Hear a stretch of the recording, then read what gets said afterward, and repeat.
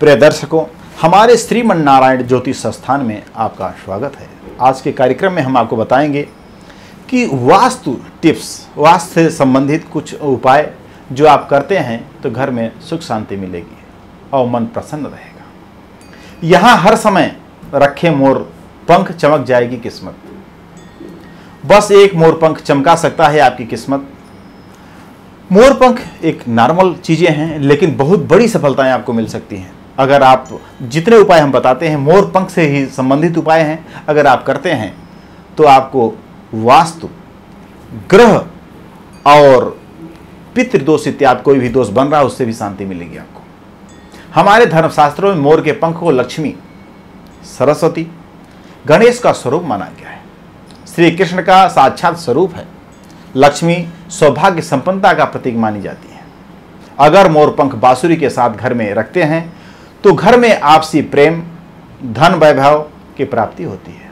अगर आप अपने घर में पूजा स्थल में बांसुरी के साथ मोर पंख रखते हैं तो घर में सुख शांति, धन, वैभव और लक्ष्मी की प्राप्ति होगी। पूजा के बाद मोर पंख को भगवान पर घुमाएं। अगर आप पूरी पूजा जब कर लेते हैं उस समय पूजा जब समाप्त हो जाए मोर पंख भगवान के ऊपर घुमाना चाहिए और उससे नकारात्मक ऊर्जा दूर हो जाती है। घर में वह कौन सी 3 जगह है जहां मोर पंख रखने से भाग्य चमकता है, आज मैं आपको अभी बताता हूं कि कौन सी 3 जगह हैं जहां पर मोर पंख अगर रखें तो भाग्य चमक जाएगा।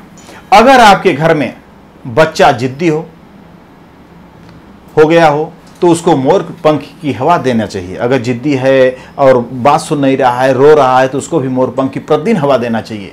उससे भी उसका जिद समाप्त होगा। मोर का पंख ताबीज में डालकर बच्चे को बांधने से नजर दोष समाप्त हो जाता है। अगर मोर का पंख है उसको थोड़ा सा छोटा करके ताबीज में डालकर उसको पहना दें तो उससे भी नजर दोष समाप्त हो जाता है। बच्चे का पढ़ाई में मन न लगता हो तो जिस कमरे में वह पढ़ता है, अगर बच्चे की पढ़ाई में मन नहीं लग रही है तो जिस कमरे में वह पढ़ता है उस रूम में मोर पंख लगा दें। और जो विषय उसका कमजोर हो उस पुस्तक में मोर पंख रख दें। अगर आप ऐसा करते हैं तो तुरंत आपको लाभ दिखाई देगा। और जिस घर में आप सोते हैं उसमें भी मोर पंख बेडरूम में लगा दें, उससे भी आपको लाभ होगा। ईशान कोण में लगाने से धन की वृद्धि होगी। आप अपने पूरे घर में ईशान कोण की दिशा में मोर पंख लगाते हैं कि धन की वृद्धि होगी। अग्नि में लगाने से रुका हुआ कार्य बनेगा। यानी अग्निकोण होता है, अग्निकोण है पूर्व और दक्षिण का कोना। अग्निकोण में भी अगर आप मोर पंख लगाते हैं तो रुका हुआ जो कार्य है काफी दिन से नहीं हो रहा है उसमें आपको सफलता मिलेगी। अपनी डायरी या पर्स में भी मोर पंख रखने से कभी धन की कमी नहीं रहती। अपनी मोर पंख अगर घर में आप लगाते हैं तो ऐसे में सांपों का डर, छिपकली इत्यादि का डर समाप्त हो जाए। अब हम आपको मोर पंख से संबंधित वास्तु दोष को दूर करने के लिए कुछ उपाय बताते हैं। घर में ऐसे जगह मोर पंख लगाएं जहां आने वालों की नज़र उसी पे सबसे पहले पड़े। अगर आपके घर में कोई घुसता है तो सबसे पहले मोर पंख पे ही उसकी दृष्टि पड़े, ताकि यह उपाय आपके घर में वास्तु दोष समाप्त होगा। अगर आप ऐसा करते हैं उसकी दृष्टि पड़ेगी तो आप निगेटिव वातावरण नहीं आएगी। जो भी आता है घर में उसकी दृष्टि वहां पड़े। यह उपाय गुरुवार, अष्टमी, सोमवार, एकादशी या पूर्णिमा को करना चाहिए। यानी गुरुवार या अष्टमी का दिन हो या सोमवार का दिन हो या एकादशी का दिन हो या पूर्णिमा का दिन हो, इस दिन करें तो ज़्यादा अच्छा रहेगा। पूजा पाठ करते हैं, फल नहीं मिल रहा है तो माला के साथ अथवा पाठ की पुस्तक के साथ आप बहुत ज़्यादा पूजा पाठ करते हैं, बहुत सारा जप करते हैं लेकिन कोई फल नहीं मिल रहा है तो आप अपनी माला की गौमुखी में मोर पंख रख दीजिए या जो पाठ पुस्तक करते हैं उस पुस्तक में रख दीजिए तो आपको पूजा का फल मिलने लगेगा और शीघ्र ही आपको लाभ होगा। विद्यार्थी अपने पुस्तक में मोर पंख जरूर रखना चाहिए। व्यापारी अपने तिजोरी में, अगर आप व्यापार हैं, व्यापारी करते हैं तो अपने तिजोरी में, व्यापार स्थल में जहाँ पैसा रखते हैं वहाँ मोर पंख जरूर रखें।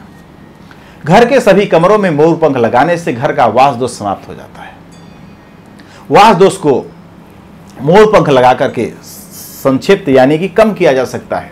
एक मोर पंख हमारे जीवन की दिशा बदल सकता है, इसलिए मोर पंख बहुत हमारे जीवन में शुभ है, इसको जरूर लगाना चाहिए।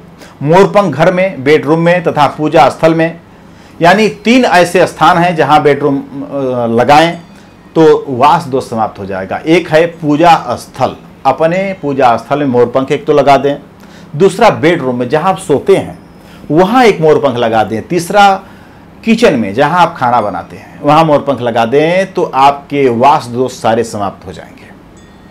और राहु केतु शनि मंगल इससे ग्रह शांत होते हैं। अगर आप इन तीनों जगह मोर पंख लगाते हैं तो अगर आपके घर में शनि की 7.5 ढैया, राहु की दशा, शनि की दशा, केतु की दशा या मंगल खराब है तो इससे भी आपको शांति मिलेगी।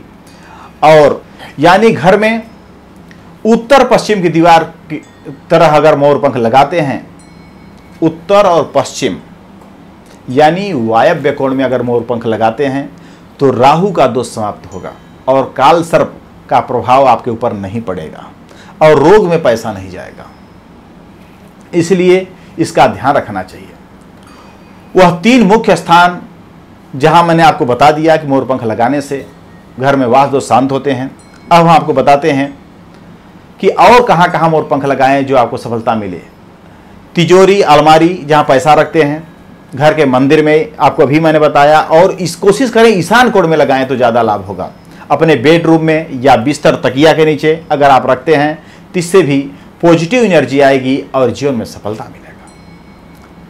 बेड और चद्दर के बीच में मोर पंख अगर बेड के लगाते हैं तो बेड और चद्दर के बीच में लगाएं तो ज़्यादा अच्छा रहेगा। 3 मोर पंख वह गणेश या स्फटिक चिन्ह मुख्य गेट पर लगा दें, यानी 3 मोर पंख एक साथ करके और गणेश या स्वास्तिक का चिन्ह अपने मुख्य गेट पे लगा दें तो वास दोष शांत हो जाता है। अधिक जानकारी के लिए आप हमारे नीचे दिए हुए नंबरों से संपर्क करके और भी जानकारी ले सकते हैं। आशा करते हैं कि आपने हमारा चैनल सब्सक्राइब कर लिया है। अगर नहीं किया है तो कर लीजिए। इन्हीं शब्दों के साथ हम अपनी वाणी को विराम देते हैं। श्रीमन्नारायण।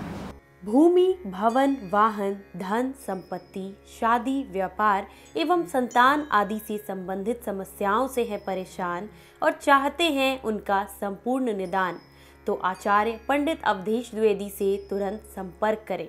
हमारे संपर्क सूत्र हैं 8510997810।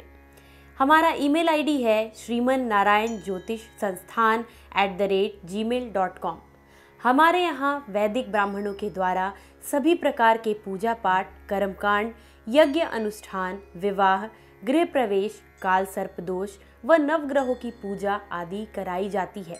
हमारे यहाँ सभी प्रकार के यंत्र, राशि रत्न कवच, जन्मपत्री एवं रुद्राक्ष सिद्ध किए जाते हैं। व्यापार में रुकावट, गृह क्लेश, आर्थिक समस्या इत्यादि का समाधान किया जाता है।